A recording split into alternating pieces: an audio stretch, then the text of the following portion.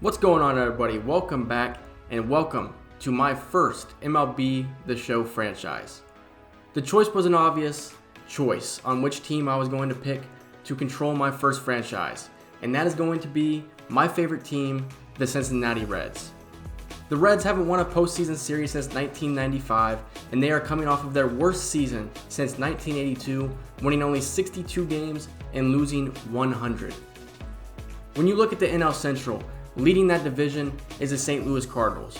They have made the playoffs 16 times since 2000, and they have won 2 World Series since that time. Also, they are coming off of a 93-win season and are continuing to pursue that success.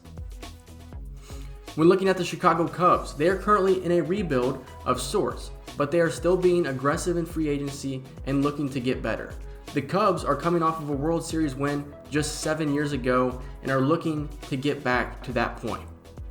You also have the Milwaukee Brewers, who have not won a World Series in their franchise history, but they have been very competitive since 2018. Last year was the first year since that time that they have not made it into October, but once again, they look to be competitive every single year. Lastly, you have the team that we match up with the best and the team that we will look to conquer first. The Pittsburgh Pirates. The Pirates are not particularly a good team, but they have some young, talented players who are looking to come up and change that. They have not made the playoffs since 2015, but you guessed it, their last postseason win came against us, the Cincinnati Reds, in 2013. So, what does the future hold here in Cincinnati? That's what we're going to have to discover in this franchise. We are a young club with some exciting prospects, but the future is uncertain. How do we manage to overcome the small market city and become a competitive baseball team and find our first World Series since 1990? Well, let's begin to find out. It's time for some Reds baseball. So here we are. The Cincinnati Reds are the team, and we are finally selecting them. As you see our rankings, we are the 27th ranked baseball team, and we are not very good. 30th in defense, 24th in contact, and 26th in power. Here we're going to go through the settings right here. It's going to look pretty generic. This is what everybody's going to have. I turned GM contracts off just in case we were to get fired, but hopefully we wouldn't even if I kept it on. And then we're going to keep everything manual and start off here in the regular season. So I'm going to go through the settings here, show you guys what my settings are going to be. I'm not really going to talk about them as we do it, but there are a couple of sliders that I want to talk about. And hopefully they work out here for year number 1 and they aren't too overpowered or too unrealistic. So if you guys want to, you guys can pause and look at our settings here. Nothing too extraordinary, kind of pretty much exactly what Mr. Hurricane is typically running. So here's the sliders that I was talking about. Gameplay injury frequency, we're going to go up 3 to 8 on that one. And simulator frequency, we're going to do up just a little bit because you do see injuries here in simulating, so I don't want to go up way too high in simulating. Also, you guys saw the trade frequency for the CPU went down 2. So now we're looking at our big players that are frontlining this team. Hunter Green, now Nick Lodolo, you see. Just 2 really good pitchers, both with A potential. And then Graham Ashcraft at 25 years old, 74 overall. He's a great number 3. So we have a 3-headed monster there at the starting pitching staff. You also got Alexis Diaz, younger brother of Edwin, 26 years old, and he was really good in his first year with Cincinnati. And then pretty much the poster boy of this Cincinnati Reds team, 26-year-old Tyler Stevenson.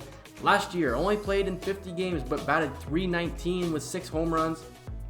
He's a guy that if he can stay healthy, will lead this team to the promised land. Then you got Joey Votto at 39 years old on the last year of his major league contract. So is this it for Joey Votto, or do we re-sign him if he wants to continue playing and grant his wishes of making him a career Red, which I probably would. Here's Jonathan India, a guy who was Rookie of the Year a couple of years ago. Can he bounce back? And then looking at third base, we got a lot of young talent. Jason Vossler's 29 years old, but Cam Collier, 18 years old, a natural power hitter. Can't wait to get him up at deep potential. He's a guy that really could be on the lookout here. And then you got Christian Encarnacion Strand. He went off in spring training in real life. He's a 65 overall on here. And here's the guy everybody's been looking at, Elly De La Cruz, a potential 71 overall, 21 years old. Good hitting already, but we look to develop him at AAA. And here's a problem. When I loaded the franchise up, it put him on the Major League roster, even though I didn't want to. So I had to send him down to AAA, so that used one of his minor league options up. Same thing happened to Noelvi Marte as well. They put him on the Major League roster. I went him down at AA for the start of this first year of this franchise. But these are two guys that we don't have to worry about their minor league options being used. They will be on the Major League roster before too long.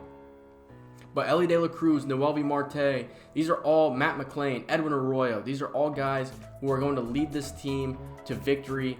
And the big one, like I said, is Elly De La Cruz. This is a guy who could play right now, but we want him to develop for at least a couple of months to start this season and this franchise out. A couple of guys I had to add. Kodai Senga. This was a roster that I downloaded, and then it had these players on there. I think it was a roster that was not bad, and I did have to edit Senga's contract along with Fernando Tatis's contract because he had to be out of them. His MLB service time was really also wrong, and his age was 27 when I downloaded this roster, so I had to fix that as well. But they have him in right field. Now the big thing with Tatis here you'll see is these stats. So it's got stats for year 2023, 2024, and 2025.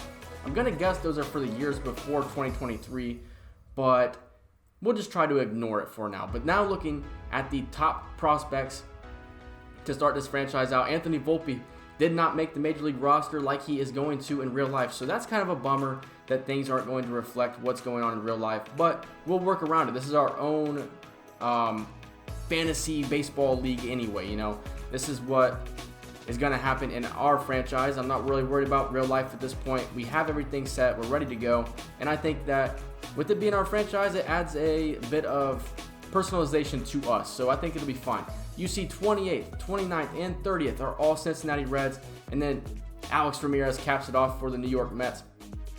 But I think we're ready to go. I don't want to focus on getting everything to be perfect because it's not going to be perfect. And by the time we hit the first draft anyway, everything will be changed in real life baseball compared to this franchise. So we're taking our own route. One thing I will say is Roansy Contreras is not starting on opening day for the Pittsburgh Pirates. In real life, it's Mitch Keller. But in this franchise, we will be taking on the Pittsburgh Pirates and Roansy Contreras in the next video to get this franchise started on opening day. You guys can expect that in a couple of days, probably on Monday or Tuesday. But stay tuned for it. If you guys enjoyed this video, leave a like, comment, subscribe, and I will see you guys in the next video. See ya.